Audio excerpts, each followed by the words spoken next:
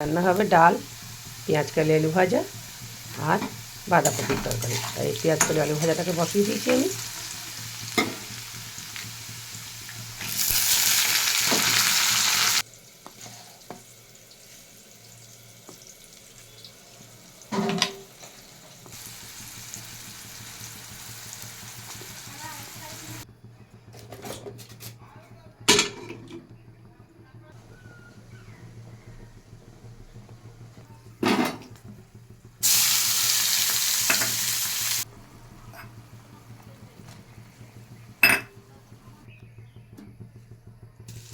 গোটা জিরে দিয়ে দিলাম, কেটে রাখা আলু দিয়ে দিলাম, বাঁধাকপির জন্য আলুটাও দিয়েছি, হাফ চামচ নুন দিয়ে দিলাম, একটা টমেটো আর কড়াই কেটে দিয়ে দিলাম, একটু শুকনো গুঁড়ো মশলা দিয়ে দিলাম, লঙ্কা জিরে হলুদ 1 চামচ করে, হালকা করে একটু মিষ্টি দিয়ে দিচ্ছি।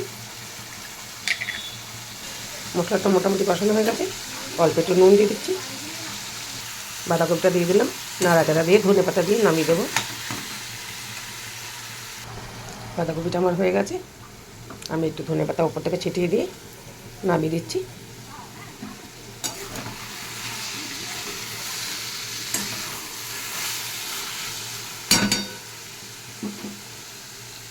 এই হচ্ছে আজকে আমার রান্না, ডাল, বাঁধাকপি, পেঁয়াজ কালি আলু ভাজা। যদি আমার এই রান্না দেখে ভালো লাগে তাহলে একটা লাইক কমেন্ট শেয়ার করে দেবেন, ইউটিউব চ্যানেলটাকে সাবস্ক্রাইব করে নেবেন। ধন্যবাদ।